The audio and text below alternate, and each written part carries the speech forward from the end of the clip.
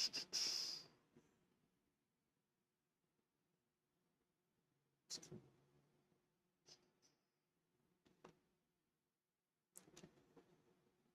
right, welcome back to MMA.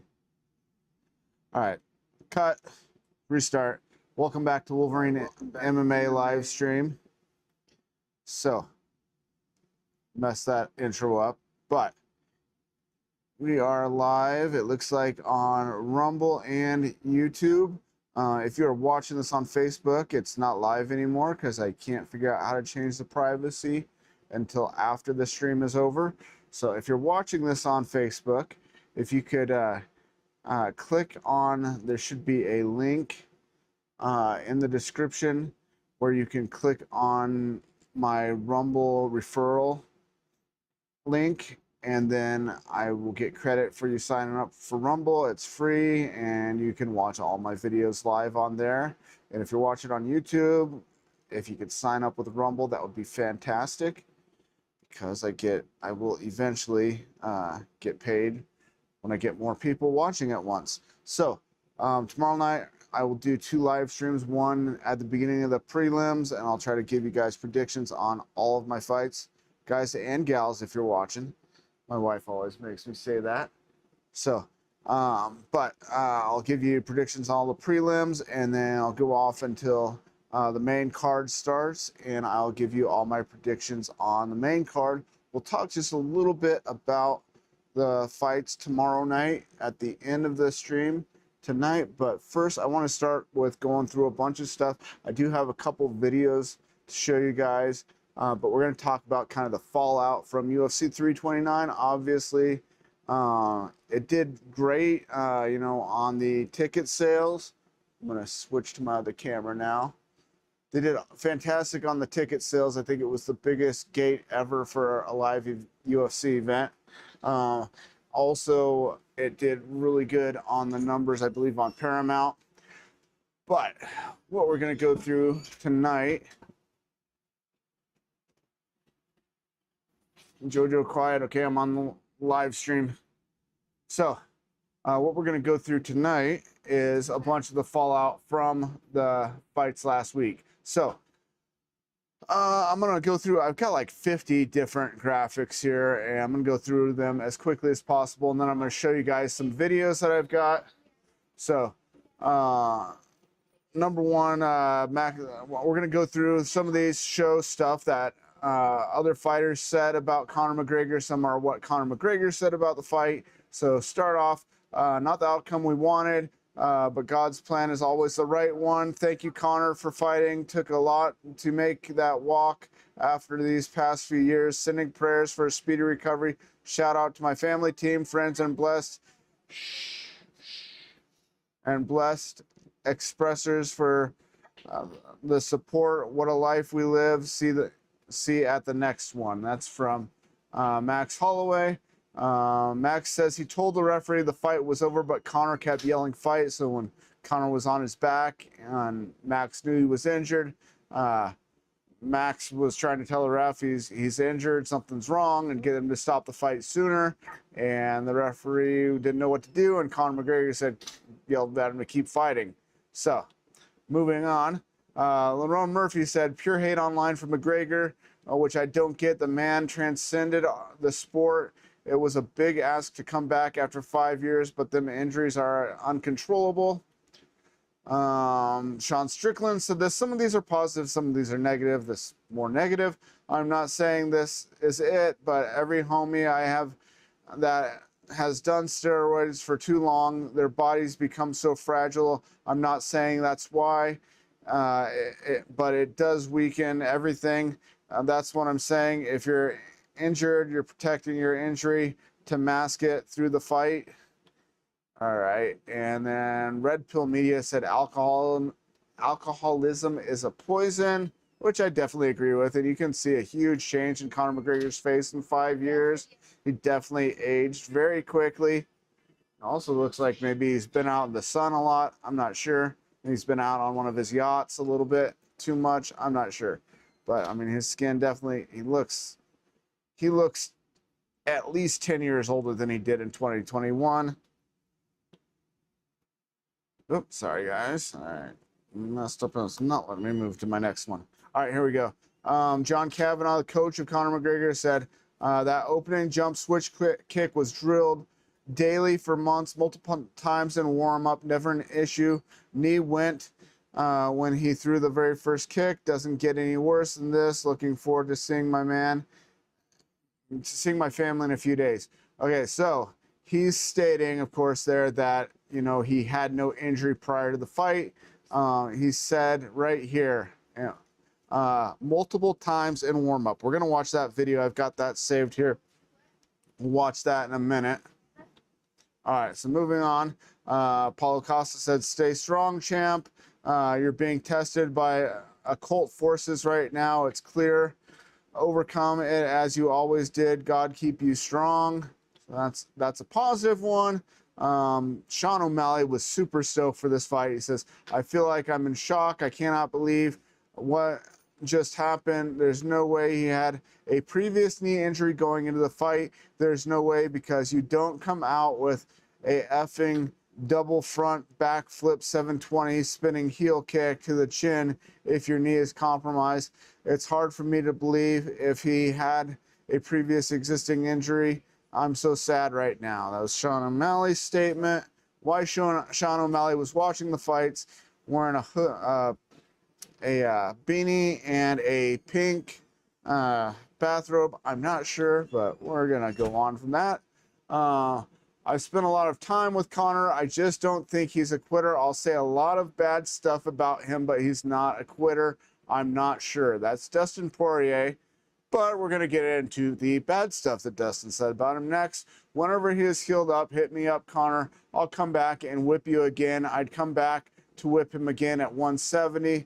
I don't think that he's serious. And I mean, he's openly stated that he's on testosterone replacement therapy now that he's retired. So, I mean, to go on all that and then have to get back off of it to get in the testing pool, I don't think Dustin Poirier is going to do that.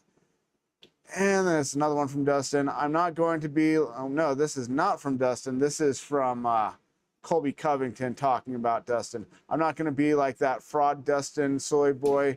I'm not going to kick him while he's down, especially a guy that made Dustin's career. This one is actually by Dustin.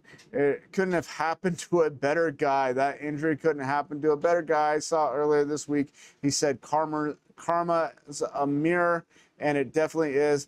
This guy's a dirtbag. From Dustin Poirier after the fight also. All right, and then it's something positive from Conor McGregor. All things are possible for me because I am a believer. Surgery, prehab, return to martial arts, practice, go again. Final fight of the contract. Please, God, I trust in you, Lord. So, I mean, he's pretty positive. He wants to come back for another fight.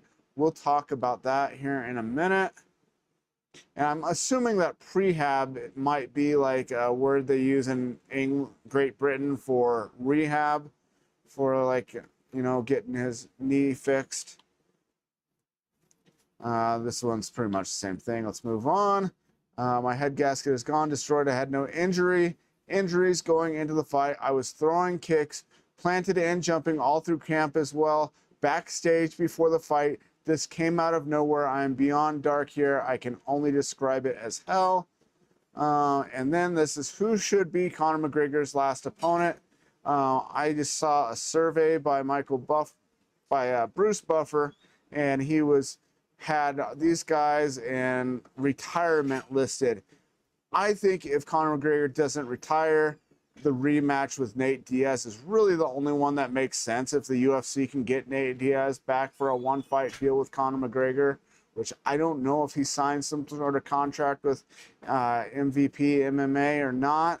But, I mean, if he doesn't have a long-term contract with them and they could get him back for one fight with Conor McGregor, that's the fight to do because, I mean, Nate Diaz is not on a win streak. Nobody wants to see Conor McGregor versus Michael Chandler for his last fight. Everybody would rather see, if he's coming back for one more fight, do the Nate Diaz trilogy fight, but give him enough time to get healed up. I mean, by then, I mean, Nate Diaz has sat around for a little bit longer, and it may be a winnable fight for Conor, or it may be a winnable fight for Nate Diaz. I think it's a more even match than fighting Max Holloway again would be ridiculous. Let's see. So this is ACD MMA. They said that got the Conor McGregor fight, didn't have to cut any weight. Conor blows out his knee in 10 seconds. Max Holloway just made the easiest multi-million-dollar bag of all time tonight. This is estimated payouts. Conor McGregor is supposedly $30 million, which just the gate from the ticket sales was supposedly 25 to 30 million. So, I mean, that covered Conor McGregor's pay completely. But then you've got all the sponsorships and everything else on top of that to pay all the other fighters. 3 million supposedly for Max Holloway, Paddy Pimblett 850,000, Benoit Saint Denis 500,000, Robert Whittaker 400,000. Not sure how Robert Whittaker is getting paid less than Benoit Saint Denis and Corey Sandhagen, but there you go. Mario Batista 250 and Brandon Royval 250. Oop, I clicked on something again. All right, moving on. So, this is what the fighters made per second in these ultra short fights. Paddy Pimblett made $16,346 per second in his win over Benoit Saint Denis.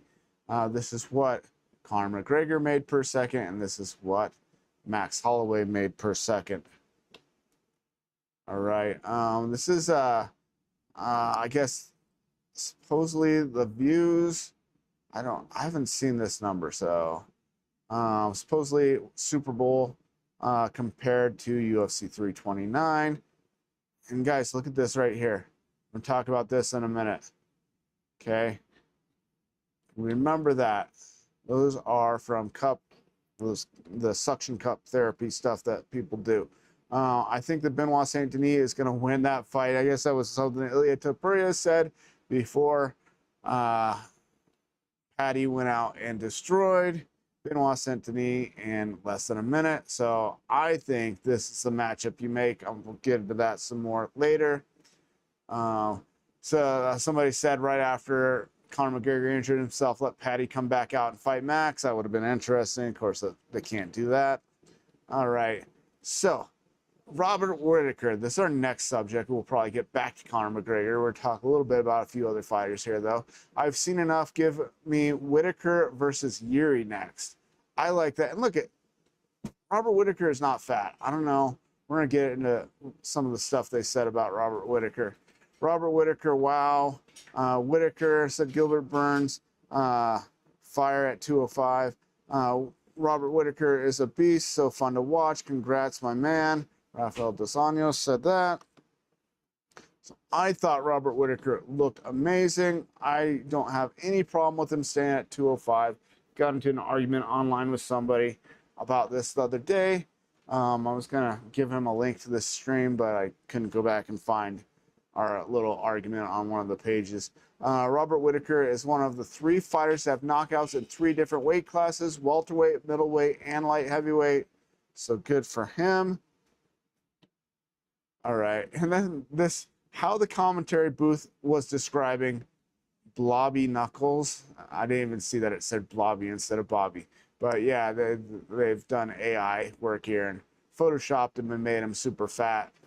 Looks like the character from Austin Powers, but whose name we won't mention. But yeah, I mean, it's just ridiculous. Yes, he's shorter than some of the guys he's going to fight in that division, but there's other short fighters at 205 that do pretty good. He has a win over Paulo Costa, who's ranked in the top 10. He just beat, hey, get out, quit. No, bad dogs, get out the window, get down, bad dogs. Sorry, guys. Quit, get down. Not in the window barking right now. Get down. All right, so yeah, I mean, he's got a win over the top 12 or number 12 ranked guy in the world. He has a win over, I believe, Paulo Costa's ranked number 6 right now.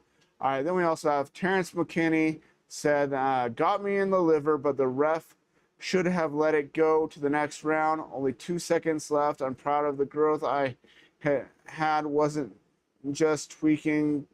Picked my shots. We'll be back. Congrats to Bobby Green. Yeah, so I also thought that fight was stopped too soon. We'll talk about it. It was actually, I believe it's listed as 1 second left in the round. I don't know why the referee stopped that fight, but we'll talk about that some more in a couple minutes when I get to all the results from the fights. I've received information from someone in Conor's outside circle that his injury is confirmed to be a lateral meniscus tear, not an ACL. Like everyone was expected, this is 100% confirmed via MRI. It will be posted in a statement soon. All right, so this is Israel Adesanya. So now we're going to get into a little bit of the controversy and some things that people are saying about Conor having a pre-existing injury. Israel Adesanya believes Conor McGregor's leg was compromised before he stepped into the cage. Something had to have happened before Conor even stepped into the cage, and he knew that, but he wanted to fight through it. You don't go through all this preparation, mental and physical conditioning for it to end like that. Okay, so now we get to this. This is something from MMA Fighters. It says, this is serious. Fox Sports reporter says, UFC knew about Conor's injury. My UFC credential has already been revoked, so I have nothing to lose. Here's the truth. Conor and his team informed Dana earlier this week that he had a knee injury. Dana told them the show must go on, no refunds. Because of the financial implications, McGregor was forced to give it a shot. Insiders heard McGregor was engaged, and that's why the betting line moved significantly ahead of the octagon walks. But since more than 80% of all betting and the money legally betted were on McGregor, it allowed the UFC sports betting partners to win tens of millions in profits from unsuspecting and inexperienced customers. A disgraceful and disgusting commercial practice for pure greed, all at the expense of their own fans. So I've seen this several places, and this one's another one. Somebody named Pink Suit Guy says Conor informed Dana earlier in the week that he had a knee injury. Dana told him the show must go on. So we've had, there's been multiple places saying this. I don't believe it. So this is what Michael Chandler said. He's not the type of guy who is going to show up to a fight injured and bow out within 1 minute. I think we're about ready to get to the video here.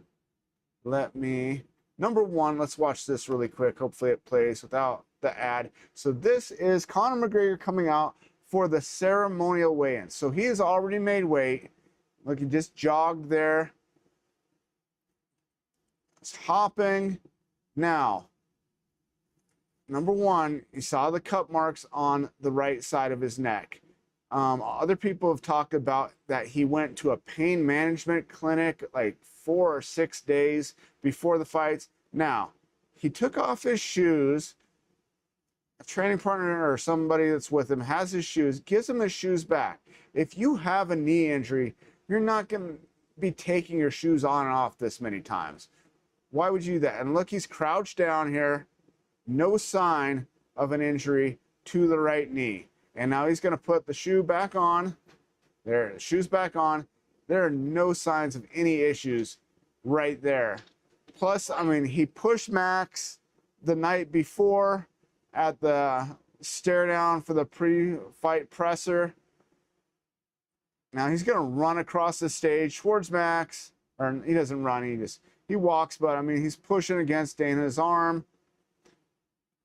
Okay, so remember I talked about how he went to the pain management clinic. That's been reported in a bunch of different places. A video of him going there a few days before. Look at these. He has these marks on his neck. So that's from cups therapy. I think, if anything, he had cup therapy at the pain management clinic.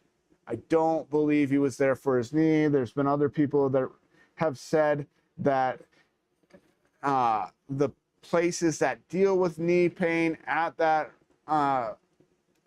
clinic said he's not a patient, which I guess is not a violation of HIPAA to say it's somebody that you've never seen somebody as a patient. Now, if they had seen him and they said, yeah, we saw him, that would be a violation of HIPAA. They would just have to state, well, we can't say. which would be pretty much admitting that he was one of their clients. So take that for what you will, but I don't believe he was at the pain management clinic for his knee. I'm not saying he didn't have like nagging pain in the knee. We all know that he blew out the knee the first time against Max, which if he started having knee pain before this fight, it just had to be a nightmare for him. Like, oh man, I did this to my knee the first time with Max. Am I going to hurt my knee again? I mean, if you've had surgery, if you've had torn, ligaments in your arms, knees, legs, weather changes can make that hurt. I mean, it might not even be something from training, I had the other day, it was humid here, and the left side of my ribs and the inside of my left knee hurt. Those are injuries from over 10 years ago. So, I mean, pushing 15 years, I think, on both those injuries, at least, if not longer. So, stuff comes back. You feel old injuries, especially when you're getting, towards your 40s and past your 40s. Connor's almost 40. So that's my thought on that. Now we watched this video. Now I have another video. Hopefully I can get this to play. Let me get the right thing here. Hopefully it's right here. All right. Okay, you guys can see this. This should be on your screen now. So let me get to where I can play this right down here. So this is Conor McGregor warming up. Now, before this, he was throwing a combination, I believe it was a cross hook or a jab cross hook to a left high kick. He was kicking those with that left leg, pivoting, full pivot on his right leg, solid. They were hard kicks. I don't feel like if he already had a torn meniscus or whatever you call that, lateral, whatever that was reported, if that was already previously torn, I don't think he'd be throwing that combination with that kind of power and that really hard left high kick. Then he did the jumping switch kick like 2 times before what we're going to watch right here. Okay, so let's watch this right here. Okay, so there's one. He steps back. Now he does it from the opposite stance, which normal. Now okay, this one he doesn't do it. Okay, he's going to do it one more time. This is what we're looking at right here, this third one. I had to screen record this. Watch, he hits that cross. Now look, did you see that? Let's go back. Rewind.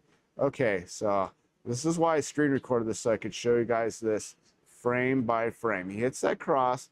Now watch, as he steps down here, he looks down at his right knee. And then, now my thing is over his foot. Maybe you can see it still. He drags. Number one, he touches his left foot to his right ankle for some reason. And then he takes this step, and watch what his toes do. They drag. Okay, let's watch that in regular speed. You see that? That tap? He's dragging because he can't pick the leg all the way up. So right here, see that look on his face right there? He knows something wasn't right. But his coach is putting the pads up. So now he's going to do these right leg kicks that just don't look good. It may be because he's left-handed. I was predominantly left-handed when I fought. My left kick, my left cross, those were my big shots. So I kind of have, and especially from southpaw, my right kick was never good. And Conor McGregor, I don't remember him throwing really solid right head kicks. But if you watch this, it's just got, I mean, it's like a karate kick. It doesn't have a whole lot on it. He's just snapping, which is putting more pressure on that knee if he did just injure it right, as we watch one more time. I might show this more than one more time. Okay, so there it is. There it is again. Now he's going to do the kick. Doesn't hit the cross yet. Next one. I wish I had the video, the full video where he was throwing that combination beforehand. See, that last one just didn't look right. He dragged the foot even when he was throwing the kick, when he was jumping there. Let's watch that again and frame by frame. Okay. Look how he's stepping. Okay, see that right foot? Look how his toes drag the mat even. So, I mean, he could have done it right here, just stepping back with that right leg behind him. Like I said, I think this is the moment he knew something was not right with that knee. Right here. See how he's planted on that? He steps, he steps forward and drags his toes. Then does the kick, then comes down. I think in that sequence, he really jacked up that knee. And then he hits that cross too. So that's putting more weight and more pressure right onto that knee. And then as he walks off, we see the immediate look down at the knee. And then taps the foot to his ankle. Like, ooh, what is that? Something feels weird. And then drags the foot right there. All right. So I'm going to call that good on that video. You guys all saw it. That, to me, I believe that's the moment he hurt the knee for sure. Okay, so let's get rid of that.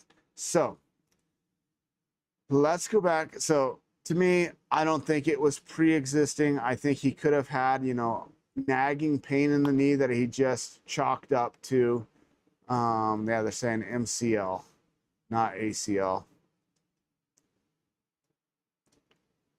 Oh, okay. Never mind. This is about not Benoit Saint Denis, a fighter earlier in the card, Farid Basharat. So this to me sounds like an excuse for, winning a really lackluster fight to a guy who took the fight on like 3 days or less than a week's notice. I don't know. Basharat did not look super impressive. I was more impressed with his opponent losing to him than I was with him winning, because dude took the fight on a week's notice, wasn't supposed to win, and gave him a heck of a fight. I really want to see his opponent back again. So we're going to skip over that. This is just more of Connor saying, towards my faith is unconditional. I am thankful. I get to prove it. My lifestyle changes are permanent and not just until I am thankful. I get to prove it. I am in Sin City and remain completely devoid of all sin. I will not open that door nor crack its seal. I am already back to collecting wins. In Jesus' name I pray. Church was intense today. My heart is heavy, but through Christ, my mind is strong. I am so grateful to see my family fall more in love with God each day. I'm a child of God. I am a friend of God. God makes a way for me where there seems to be no way. I am not a victim of my circumstances. I overcome them. God is at work in me to will and to work his good pleasure. My youth is being renewed like the eagles. And Jesus, I am thoroughly loved, cherished, adored. I walk in divine health. I live under supernatural protection. All things work out for my good. All things are possible for me because I am a believer. Surgery. Okay, we already saw that part. Okay, this is Corey Sandhagen. Jacked up his leg in that knee bar at the end of round one. Pretty sure the knee bar tore my hamstring in the first, getting an MRI this week. It kept locking out weird if I did certain things, so that kind of messed up my game plan. Congrats to Mario. He was well prepared. First was close, but he won it with the knee bar. Second, I won surprisingly because my leg was jacked. Third, I wanted to have the same round as before, but I got dropped. Got a fight near perfect to win at the top. Something I need to get better at. Appreciate the love from you guys. Enjoy your week. Love you. Peace. From Corey Sandhagen. If you're watching on YouTube, afterwards, if you could click on my link, referral link for Rumble, and join me on Rumble tomorrow night. We'll probably be on Rumble and YouTube, but as many people as I can get moved over to Rumble, that would be great. Cody No Love, there are moments in life when hope fades and the weight of endless problems makes the path unclear, but remember this, you only lose when you choose to give up. Let your struggles be your fuel, not your downfall. Don't let the storm break you. let it strengthen your will to rise and keep fighting. So I don't know if that means he's not retiring, but man, I feel like he probably should. He's been knocked out so many times. So, Jojo, get back. Going on to our next one. If you're just joining us on Rumble, thank you. Talking about last week's fights, I will talk a little bit about tomorrow's fights. So 17 million views, and then 15.9 million views. I don't know if the numbers are completely, you know, finalized yet, but that would be for America and Central America, I believe. All right, so moving on. This is, I believe, this would be the gates, the record gates. So we got Conor McGregor versus Max Holloway, $25 million worth of ticket sales. Then the next one is UFC Noche at the Sphere, 21,829, 245. So, I mean, that was the second. And then look who just happened to be fighting in number 3 and number 4, Conor McGregor, 2 other fights. All right. It's Conor McGregor down here again. I guess. Oh, yep. Conor McGregor's down here for UFC 264 against Dustin. So he's had that many of the top paying ticket sales for UFC fights. All right. Dana White announced the UFC 329 brought in a record-breaking $25 million gate. We just said that. Conor now holds 3 of the top 4 biggest live gates in UFC history. We just looked at that. This is Conor McGregor promising to stay clean after this. Altering substances. All right. So hopefully everything he says is true. Hopefully he's really a changed man, not going to get anywhere near drugs or alcohol from here out.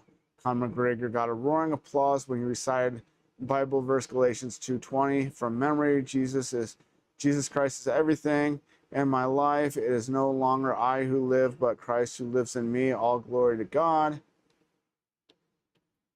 And this is what Ben Askren had to say. I think there are a few positive signs and a few things a little questionable. I think that he's a Christian and seems to be a changed person. Is a really good thing for him because obviously before his lifestyle was really wild. It means he is taking his training and his life a little more seriously, saying that he's in a 37-year-old body, not a younger man's body. I think his skills are going to be sharp, and if he can put Holloway away earlier than this was before the fight, I wouldn't be surprised if they throw him a title shot. But if he can't put him down early, I think it's going to be a long night for him.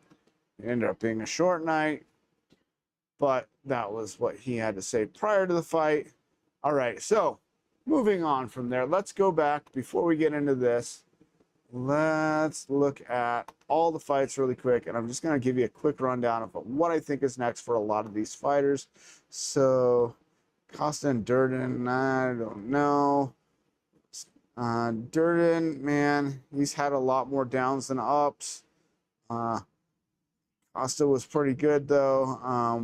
Gondra looked really good. Zachary is still a tough guy. I think they should definitely keep him in the UFC regardless. Gondra, I believe, is undefeated. Maybe start, pushing him towards a top 10 or top 15 opponent. Then Farid Basharat apparently is going to have knee surgery. John Garza, give that dude a contract. I don't know for sure they did, but they need to. He looked phenomenal taking the fight on a week's notice. Yeah, he was training for a title fight in a smaller organization, but to go from training for a title fight in a small organization to fighting in the UFC, it's a huge jump, and he dealt with the pressure, went the distance, had Basharat hurt quite a few times. I think this kid is going to be really good in the bantamweight division of the UFC. Bring him back soon. He doesn't need to go to the Contender Series. They said he was probably going to have a fight at the Contender Series this next season, but I don't think he needs it. He should have a contract already if they haven't given him one yet. This dude, so Almeida was looking really good. He's a former pro kickboxer, really good kickboxer. He was picking apart Damian Pinaz, and then all of a sudden Pinaz lands one punch and drops him face down on the mat. At first I thought maybe an early stoppage, but the dude rolled over to his face and didn't try to get up. So I mean, that was legit. That dude's got some crazy power. Middleweight, so I don't know who you put him in. Maybe you have Gondra and him fight each other. I believe they're both close to undefeated. Kong Wong, definitely give her somebody, in the top 5 next. I know she has 1 loss in the UFC, but she's looked phenomenal other than that. She dominated Tracy Cortez that whole fight. And like I said, I watched the fight with her and Valentina Shevchenko the other day, and yeah, that was a long time ago, but they're both, as far as their stand-up, they're both still very similar to what they were when they fought. So I would really like to see her work her way towards a title shot, if Valentina's still champ by then. Otherwise, maybe Valentina loses the belt, have her and Kong Wong fight each other. But I really want to see a rematch in MMA and the UFC between those two at some point. Luke Riley looked phenomenal.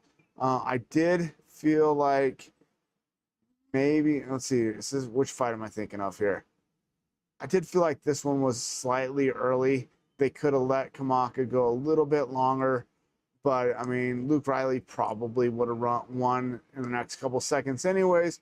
Now, this one, first glance, I thought it was a quick stoppage. I didn't think Garbrandt was done. And, of course, Herb Dean was reffing. So, anytime Herb Dean is reffing, we're going to be wondering, should that fight have been stopped? Was it stopped too soon? Was it stopped too late? Did he let a bunch of illegal blows go? In this case, I got to give Herb Dean credit. It was a good stoppage. Upon watching the replay, Garbrandt's eyes rolled all over in his head. He was definitely out of it when he hit the mat. So I agree with the stoppage, and no criticism of Herb Dean on this one. I still think he should become a judge or something different, not be reffing with all the mistakes that he's made recently. Can you take that to mom, Nate? Gable Stevenson versus Alicia Ellison. Elisha Ellison, sorry. The one thing I will say, Stevenson went for a double and it got stuffed, but they're up against the fence. It just shows in a cage is way different than out on a wrestling mat. He shoots that same double on him. On the wrestling mat, he takes him down every time. But, against the fence, he was able to stop that takedown. And Stevenson was smart enough. And, dude, for the amount of time he's been doing MMA, he's super mature and knows what he's doing. And he switched right back into his striking and finished him with those strikes. I mean, you got Olympic gold medalist wrestler who is knocking people out and throwing amazingly perfect left leg tie kicks too during that fight. Those high kicks he was throwing were sweet, man. Everything he did was good. He ate an elbow and it didn't even phase him at all. So I definitely want to see Stevenson against a top 15 guy next. We'll look at the rankings here in a minute. Okay, back to the Robert Whittaker conversation. I thought he looked phenomenal. If he bloated up a little bit after weigh-ins, oh well. I mean, guys, when they rehydrate, sometimes they don't look the same. We remember that with the female fighter who made her debut a few months ago from Mexico, Regina Turin. She looked totally different. And it was just, she cut weight on short notice and then rehydrated and bloated up like crazy. So, I mean, that can happen, especially with female fighters, with fighters who are a little bit older. So, I mean, I think it was ridiculous they're calling him fat. Dude looked absolutely awesome. We'll look at the rankings here in a minute and talk about who we want to see Stevenson fight next at heavyweight, who we want to see Robert Whittaker fight light heavyweight next. this fight definitely, Kerry Hatley stopped this fight too soon. There was 1 second left in the round. Terrence McKinney had won all but the last 30 seconds of the first round, and Green turned it around. You know, I bet on, I mean, I didn't bet, but King Green was one of my picks in this fight. I said he would win, but I do believe Terrence McKinney did enough to earn that last second of that round and go to the next round. So that was an unfortunate stoppage, but McKinney took it well, went out and partied with Bobby Green after the fight. Royval versus Kavanaugh. I picked Kavanaugh, and Royval proved me wrong. He looked phenomenal. He just looked really, really sharp. So I don't know where you go from here, though, because, I mean, we'll look at the rankings and see who we think Royval should fight next. Kavanaugh gets some, recover from that.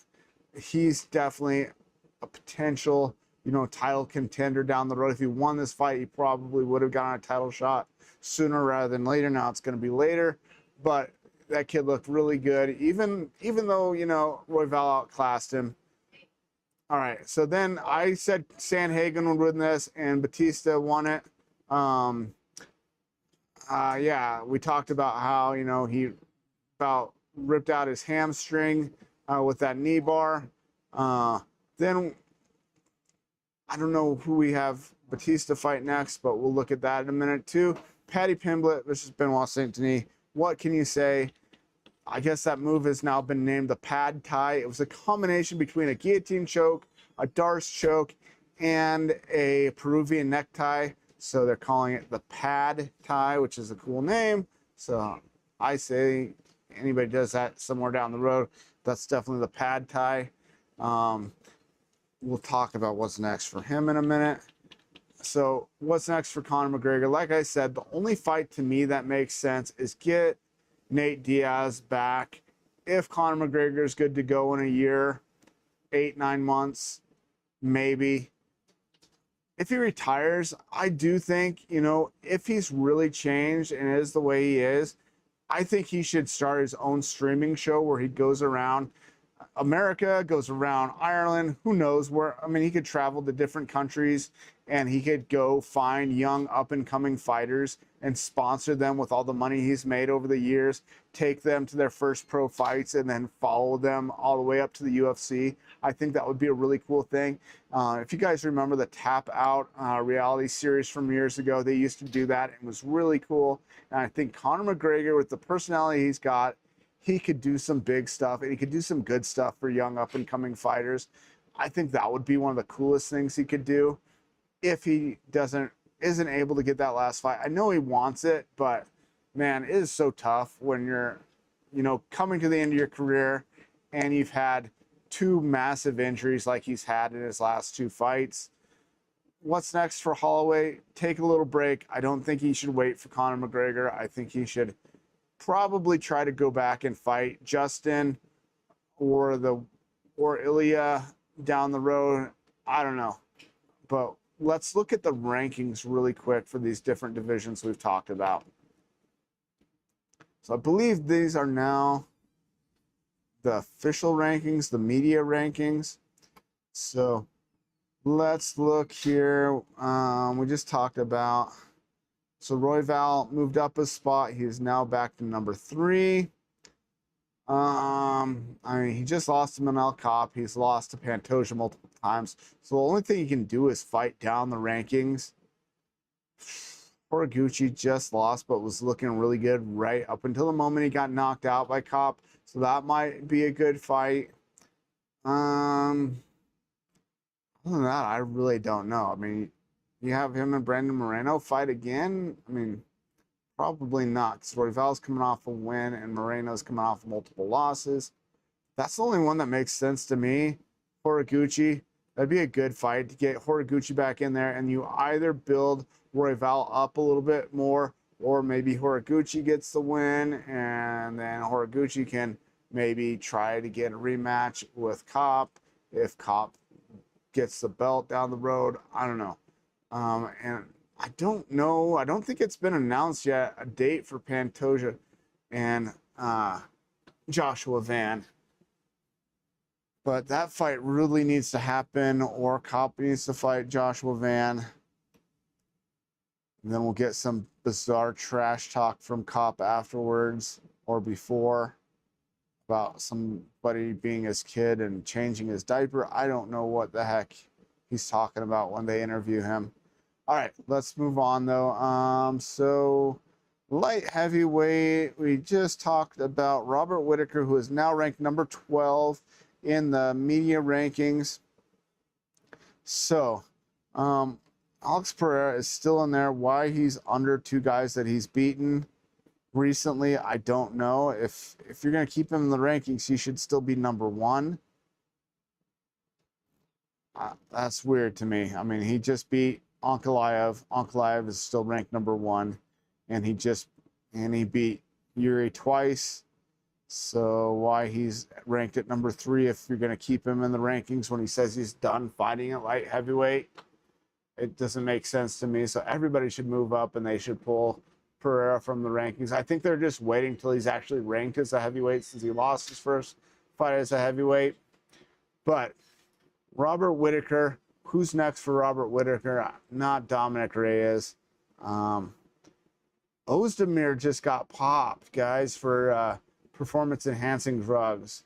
At least that's what I saw. If that's not correct, then I apologize to Volkan Ozdemir. But I just saw something on one of the pages, I believe it was a reputable page, that Ozdemir admitted that he tested positive. So he's probably going to be facing an extended, suspension. So that's not an opponent he could fight anytime soon. Don't know who he is for sure. Is that the guy? That's the guy Paulo Costa beat, I'm pretty sure. Yeah, Mirzakhanov is the guy Costa beat. Jamal Hill, he needs to come out of the rankings because he says he's moving to heavyweight, and he is fat at heavyweight from what we've seen. Roundtree just pulled out of the Ankalaev fight with an injury, but maybe when he's healed, maybe Roundtree versus Whittaker. That would be interesting. I know people have said they would love to see Yuri Prochazka versus Robert Whittaker. I don't hate that, and I also don't hate Paulo Costa versus Prochazka either, or Roundtree when he's healed. Blachowicz, I think he's out for a while, and he's like 40 years old, so we don't know how many fights Blachowicz has. Guskov is the one that took the fight with Ankalaev on short notice here in a few weeks. That might be next weekend. I believe it is. So there's a lot of movement in this division, but I named a few that I would like to see. Roundtree or Prochazka would be my preferred ones for Robert Whittaker, or Costa versus either of those guys would be good. I don't necessarily want to see Costa, a rematch of Whittaker and Costa in a heavier weight class. I don't think we need that unless it's for a belt. They don't need a rematch. What other divisions have we talked about tonight? Talked about Royval. Is there anybody in 145 that fought? Not really.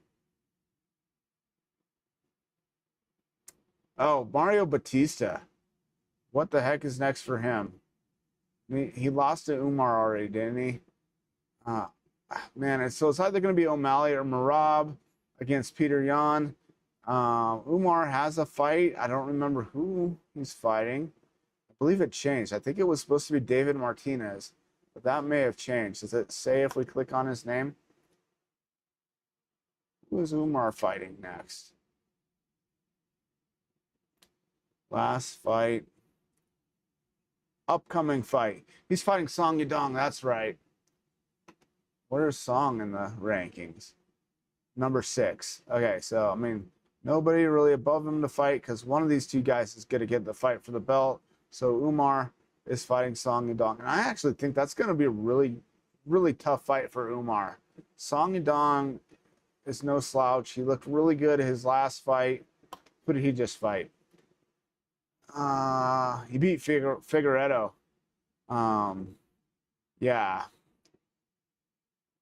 Yeah, I don't think that's an easy fight for Umar. I mean, we could see Song Yadong move up in the rankings. And then maybe Mario Batista fights him. Yeah, I don't know who. You don't have anybody above him available for him to fight right now. This division's kind of a little tied up with number 1 and 2. One of those guys is going to fight for the belt. Whoever doesn't, maybe that would be a fight for Mario Batista. Or they just sit and wait their turn for the title. So, yeah.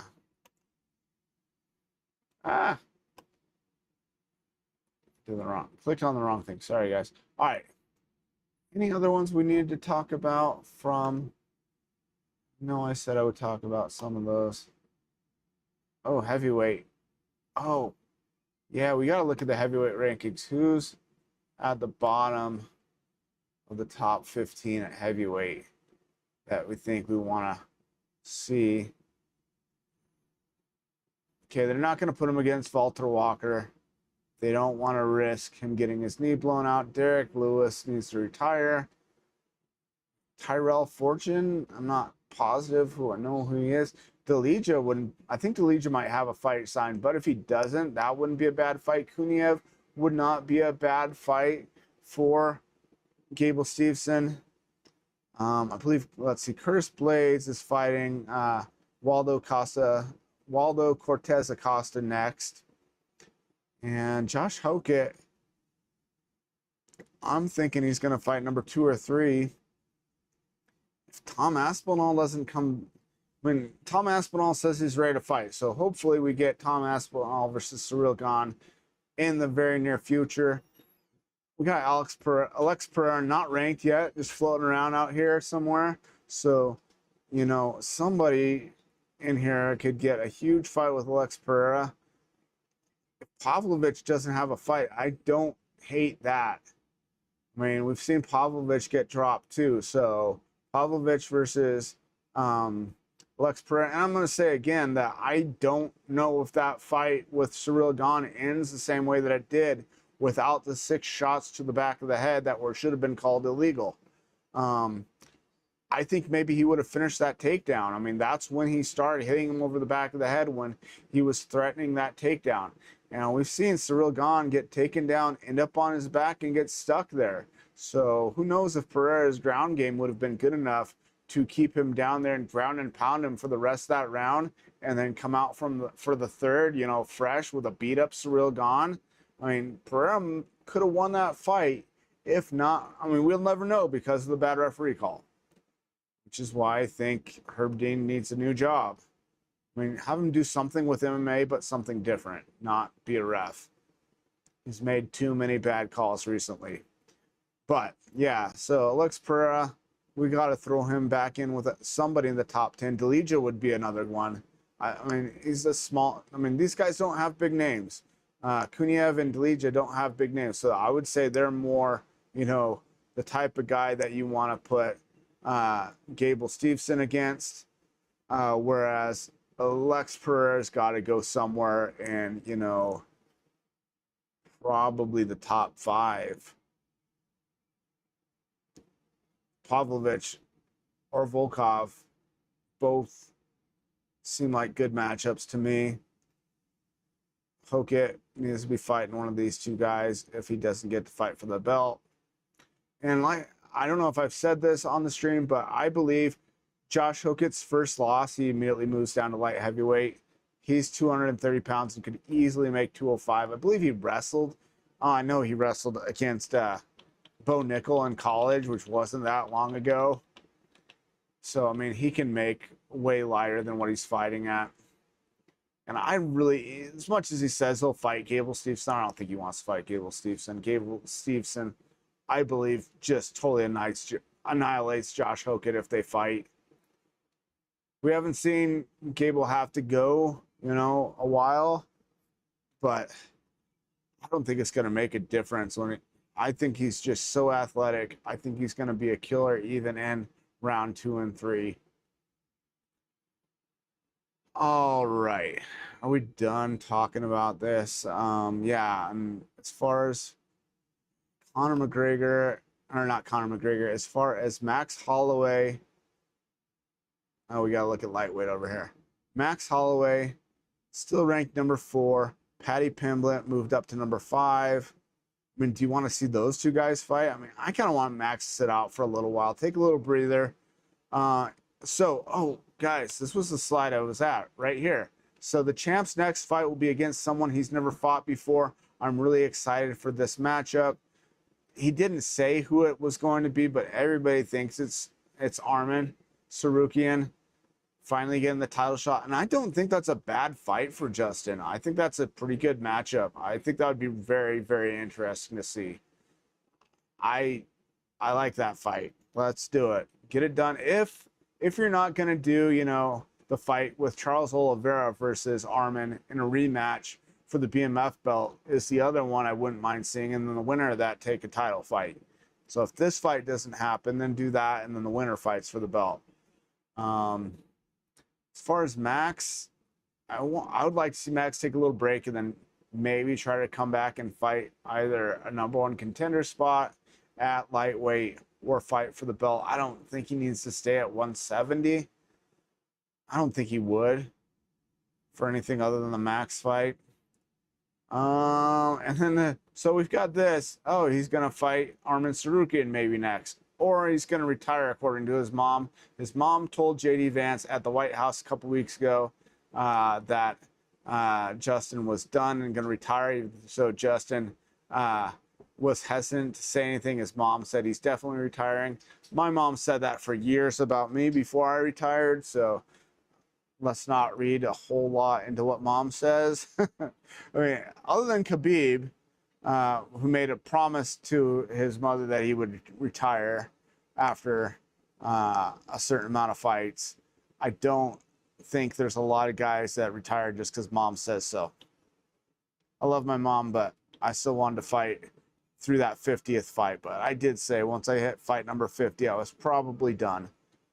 All right, so this is just Askren saying, I'm almost to the point where it seems like it was a bad dream or something sometimes. I feel like I'm just me now. So phenomenal that he came back 1 year later and he's getting ready to return to the wrestling mat against Bilal Muhammad on RAF here in a month or so.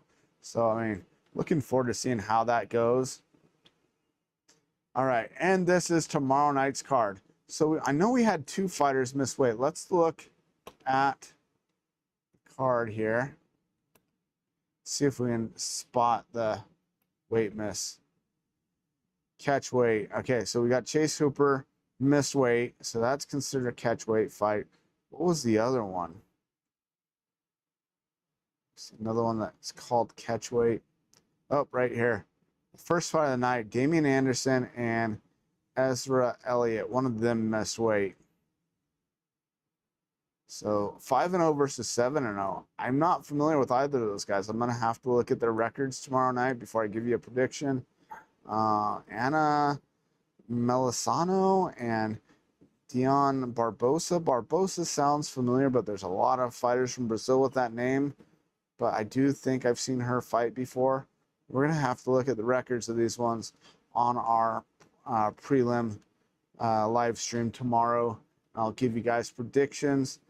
Richard Harris versus Alvin Hines. I'm going to tell you right now, these prelims are going to be really difficult to predict. I don't know a lot of these fighters. Then we got Levi Rodriguez versus Felipe Franco. Alden Correa versus Stuart Nickel. Then we got Jean Paul. That name sounds familiar. These 2 guys look familiar and sound familiar. I'm going to have to look at their records. And then we got Austin Bashi versus Jose Delgado. Delgado sounds really familiar. I think I've seen these guys fight. Tommy McMillan versus Alberto Montez. What fight starts the main card? Okay. Ooh, do we have... Something's changed here. Not Montez. Bashi and Delgado we just saw. Bashi and Delgado. McMillan and Montez, is that what it says? Okay, that's right. McMillan and Montez. So, yeah, I'm going to look at their records because some of these guys just don't really ring a bell. Of course, we know who Hooper is. Pretty sure I've seen Ramirez. and Richie and Klein, definitely know who both of them are. Obviously, we know who Cannonier and Duncan are. Duplessis and Usman. This is a pretty good main card. Like I said, not super familiar with the prelims. I may or may not give predictions. We might just like go through them, and it's really going to be guesses because, man, I'm not crazy familiar with a lot of those fighters. Main card ones, yeah, we can definitely do picks on those. My picks last week, I think, I'm trying to remember, did I go 10-4 or 11-3 last week? I didn't do too bad on my picks. I know I got more of them right than I got wrong. Let's look back and see if I can remember. Definitely called the Paddy Pimblett one. I did say that that Max would win. Didn't think it would be like that. So those ones are right. I know this one and this one, I'm pretty sure I got both those wrong. Did say King Green would win. Said Robert Whitaker and Gable would win. Said Cody would win, so that's 3 I had wrong.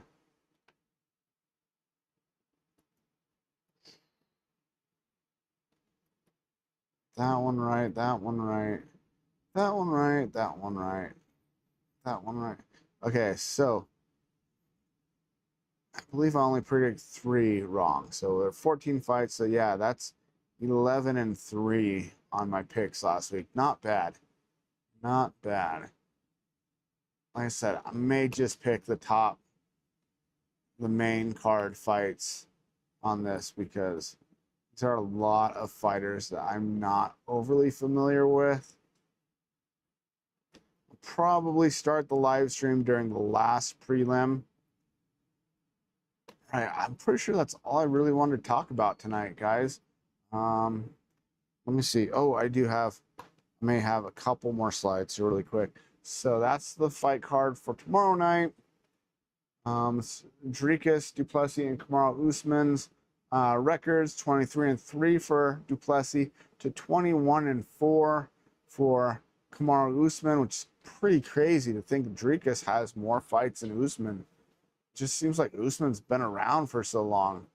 I think he coached, longer than he was fighting, and then just started. He was on Ultimate Fighter, wasn't he? But he's 39 years old and Dricus is 32, so that's a big difference.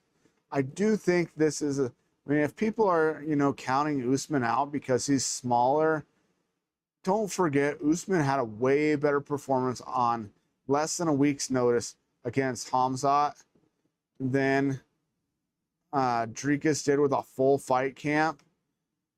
And he came up a weight class to do that fight with Chimaev. So, now he's had time. I don't think he's cutting a lot to make 185. He's probably a couple pounds above that. So, yes, he's definitely going to be smaller. Dricus is pretty huge for the weight class.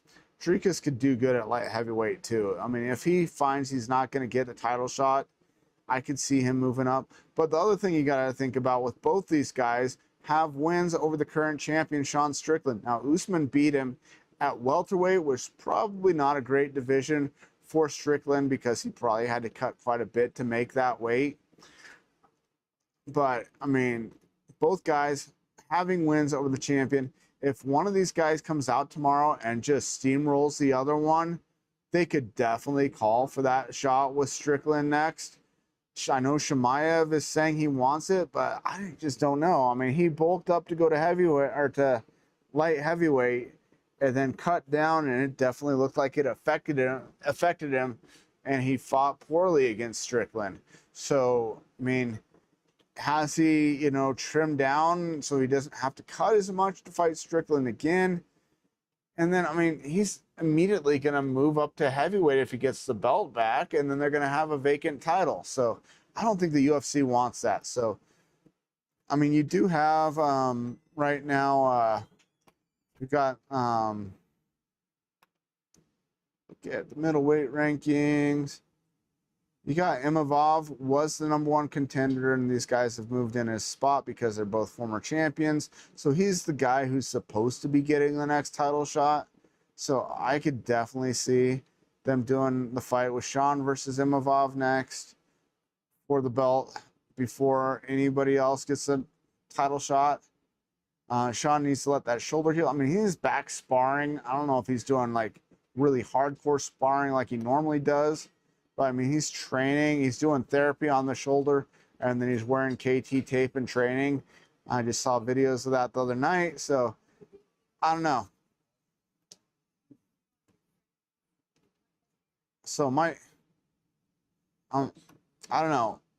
Like I said, the winner of this, if they look super impressive, could, you know, call for a title shot.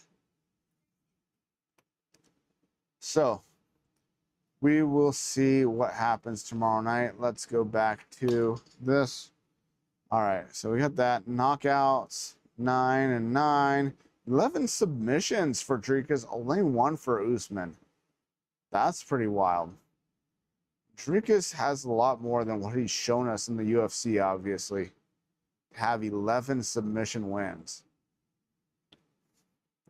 All right, and here, of course, we have he's super missing weight. I forgot he was 145 pound or 155 pound fighter. Didn't he start at 145? I feel like he did. So this is a weight class up, and he's missing weight. And this is Fatima Klein. Only has 1 loss in her last, last 5 fights. To Jazz Davicius, who's one of the top ones. Had the unanimous decision over Overkill Hill last fight. So, I mean, she's a tough girl. I think that's going to be a really good fight. This fight was announced for Noche UFC, Moreno versus Joseph Morales. That's a pretty good matchup. Morales trying to work his way back, you know, into the top of the division after coming back, winning Ultimate Fighter, and now, you know, being signed back to the UFC. So, I mean, that's a real, you know, good story for that dude, being able to come back. These are fights for September 5th in Paris so far. You've got Michael Venom Page versus Ruzaboyev. Michael Venom Page staying at middleweight. I don't know these guys. I believe I've heard of both these gals. Of course, Cian Bukauskas we've heard of. Peak I know of. Campbell looks familiar too. I've seen Peak fight a bunch. Pinto and Span, we know all about Ryan Superman Span, and this is, I believe, up at heavyweight. So yeah, he moved up a weight class, and I believe he's got all wins so far. So yeah, that's shaping up to be an interesting card. And if this is a fight night, but you know, you add a title fight between Cyril Gane and Tom Aspinall to this card, this becomes a numbered UFC, and ticket prices probably go up. So if you're in Paris, get your tickets now if they're selling them. I don't know if they're selling them yet. That's the last thing I've got, guys. So we're gonna call it a night. Oh man, I've got more of you on Rumble all of a sudden. Thanks for joining us. Oh, sorry. I missed this comment in the chat. Love your vids. Thank you. I appreciate you guys joining me. If anybody else wants to, you know, throw something in the chat right now, who do you think is going to win tomorrow night? What do you think about these last fights we've seen? What do you think? What's next for Conor McGregor? You guys think he should do one more fight? Should he call it a career? Should he get the knee better and then decide at that point? Like I said, the only fight I want to see of Conor McGregor is the trilogy with sorry, I'm typing. Trilogy fight with Nate Diaz. That's the only fight I really want to see with Conor McGregor. the only fight I want to see from Michael Chandler is a trilogy fight with bring him back for one fight deal with former UFC champion Eddie Alvarez. Do that fight. That would be awesome. Probably not going to do it. The UFC's not really going to want to put together a trilogy fight between two guys that fought twice before in Bellator. But I mean, he's a former champ.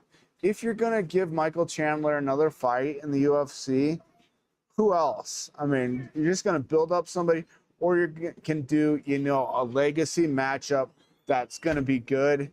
I mean, we saw Eddie Alvarez several times put on good shows in BKFC, probably get a few more scars, but I would love to see Eddie Alvarez and Michael Chandler one more time in the UFC. Give Alvarez a one-fight deal and get it done. And my people that were on Rumble dropped off, guys, so I'm probably going to call it good for the night. I was going to stay on for a few more minutes if my numbers stayed up. So yeah, if you watch this later on Facebook, click on that link that I'm going to add to the description and sign up for Rumble. And then tomorrow night, watch on Rumble, because the more people I can get watching on Rumble, the better. Because once I am over 10 viewers at once, I can do an ad read and I can get paid a little bit for these videos. Because right now I've made pretty much nothing this year. And what am I on? This is my 69th live stream.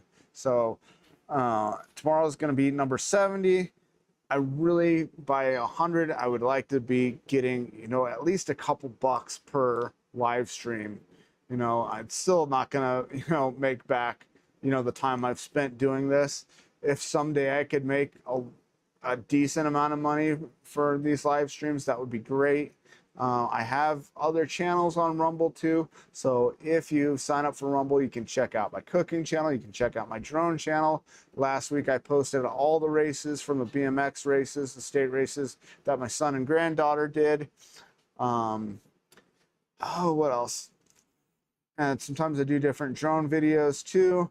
I would like to do maybe some instructional boxing, kickboxing, MMA videos down the road and have them on here too. I do need to at some point figure out a way to do some of the shorts videos, because one of the things they want for you to be part of the Rumble Creators Program is to do a certain amount of shorts videos a month.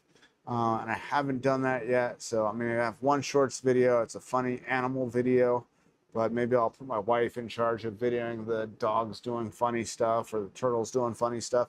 I also have Turtle Vision, which is a live stream of our turtles in their pool in the backyard, which is also a high maintenance thing.